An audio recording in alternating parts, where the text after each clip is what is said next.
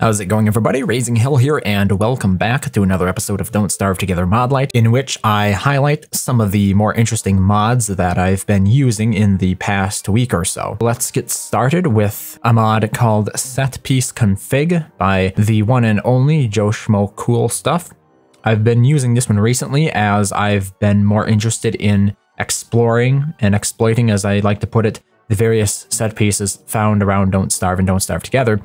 And this mod allows you to do that, not to a precise degree, but to a much greater degree than simply randomly generating worlds. This might sound a bit confusing here, but if you take a look at the configuration options for the SETPIECE config mod, you'll see there are traps, points of interest, protected resources, and then of course the read trap at the bottom. Now, one of the things that I have noticed about this mod particularly is that the larger the world that you have created for it, the more likely you'll get set pieces that you're interested in. If you have a really small world, the number of set pieces will be diminished, obviously. So I have my world size set here to huge, which is one step above the default. So I'm just going to briefly resume this world, and then we'll take a look at the map and some of the set pieces that we'll encounter. Obviously, since all it does is add more set pieces to the world, there really isn't anything that unique about it. It's just the fact that an average server has a relatively high chance of generating some really interesting set pieces, like a tall bird fort or that area with a bunch of hound mounds surrounding some gold rocks. Like, these are relatively uncommon in your average world, but when you're using this mod, you're going to find them almost right away. Right here is the tall bird fort, for example. So you can see some tall birds right there. It is the tall bird fort set piece. Some of them can feel a little bit wedged in. I know it's pretty common for Mosaic biome to have the tall bird fort, for example, but it seems a little bit more common for a biome like the Rocky Lands to have it.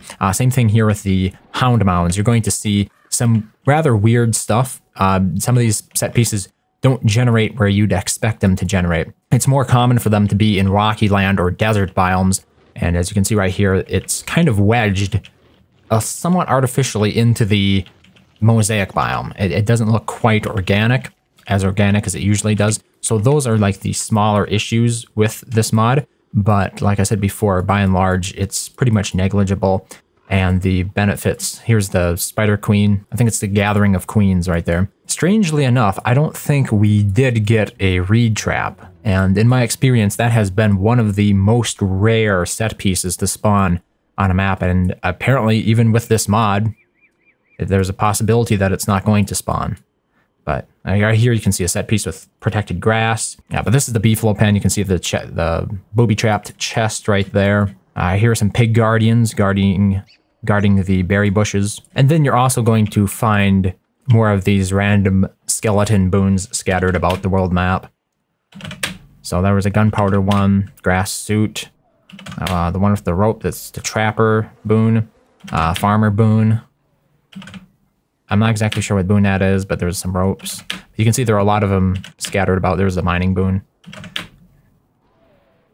So it increases those set pieces as well, in addition to the protected resources, for example, which is what the tall bird fort and the reed trap, for example, would be considered. So while it doesn't give you infinite flexibility in terms of how you can customize this mod, it is one of the best, if not the only one that I've currently seen that allows you to configure the set pieces that appear in your world at all, outside of the options for the game world itself when you're setting it up. The next mod we're going to be taking a look at here today is called Summon Bigfoot with Old Bell. It's by Dark Zero. This mod has a little bit of some history behind it.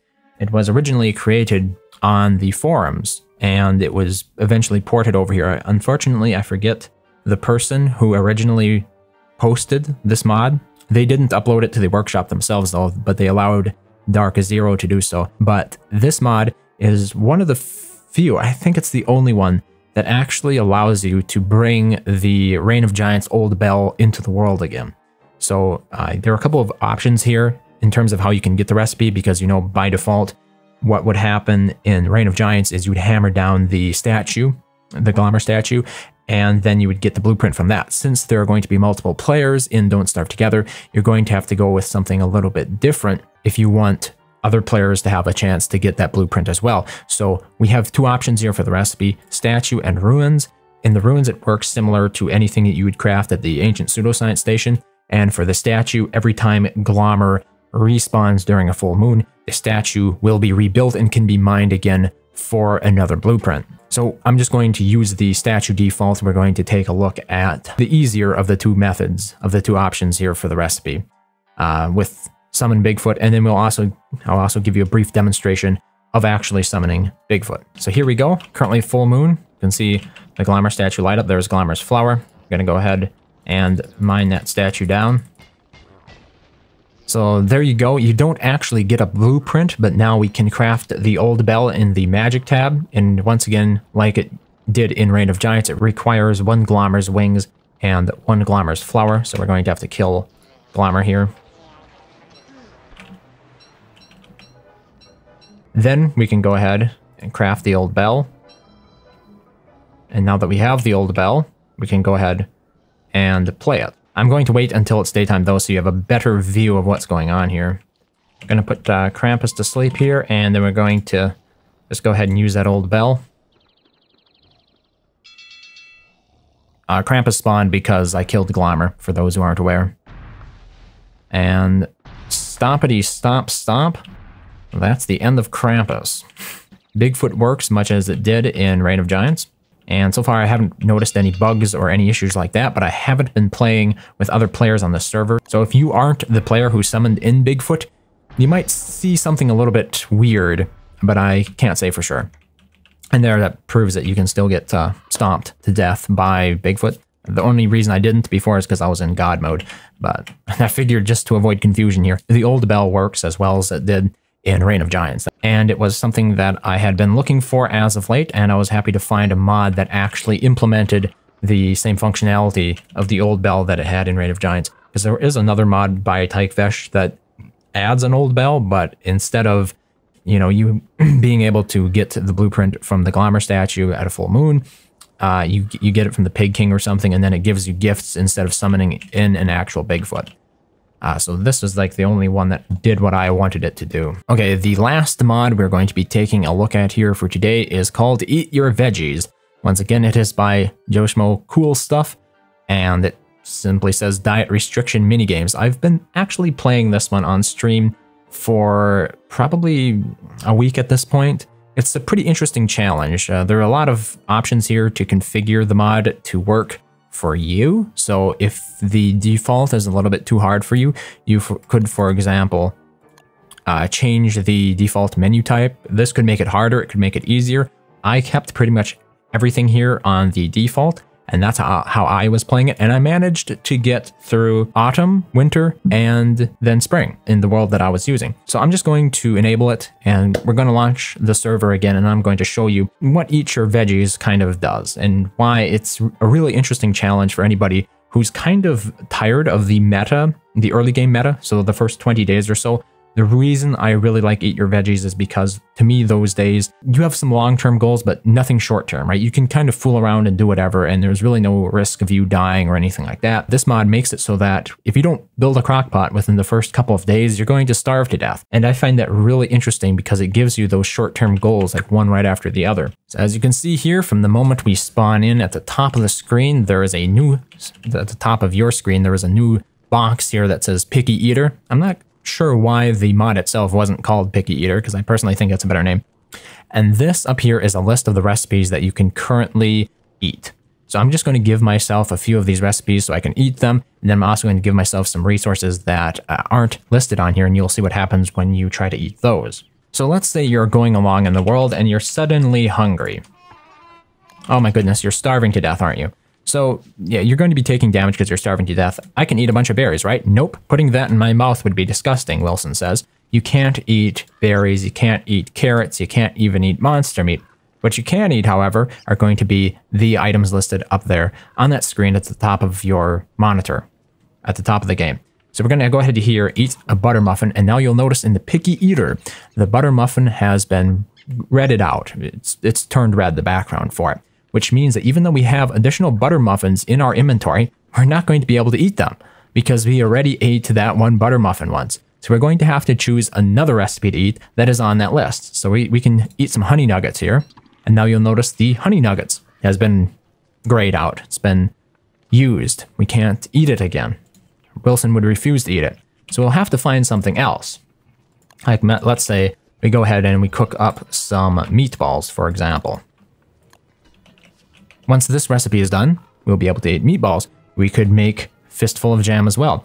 And one of the very nice touches that this mod has, because you know, a lot of these recipes here are they're kind of foreign to most players. You might not remember them by heart. You can hover over them, make sure you click the little Crockpot help icon, and on the left side of the picky eater bar, it'll tell you what you need to make that recipe. So for example, bacon and eggs, it says requires 1.5 meats, and 2 eggs excludes veggies. And that should give you a pretty good idea of what you need to include in the Crockpot to actually make it. And there we go, 8 our meatballs. We won't be able to make them again. Once you eat all of the foods listed here on this picky eater bar one time, it will refresh. It'll mention that you've completed the entire thing. It will refresh, and then you'll be given a new palette of foods that you're going to need to eat to avoid starving. So that is the challenge to it, and that's why I like it. Like I said, I've made it through winter and through spring. It was a little bit iffy. I had some really close calls, and I hope to edit some of those together at some point, because it'd be like a highlights of my time playing the mod. Some really tense moments, like when my base was burning down because I got struck by lightning, because I didn't think I would ever make it through winter, so I never bothered building a lightning rod.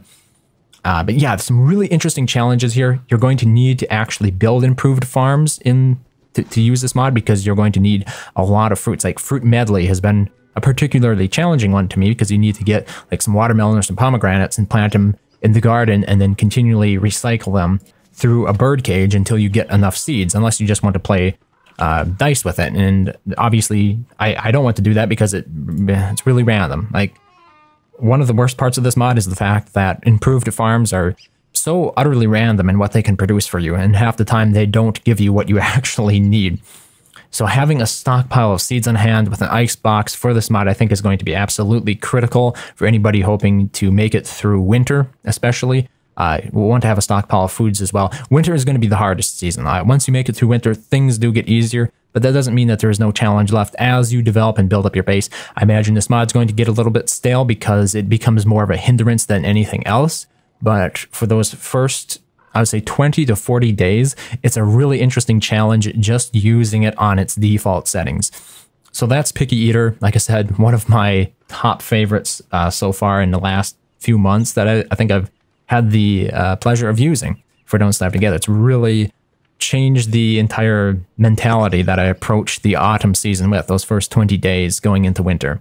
But that's going to do it for us for this episode. As always, the links to the mods that I showcased here will be located in the description below this video. If any of them looked interesting to you, feel free to check them out. And if you enjoyed playing them, take some time to thank the creator for making and sharing it with us. Otherwise, thank you very much for watching as always, and I hope to see you next time.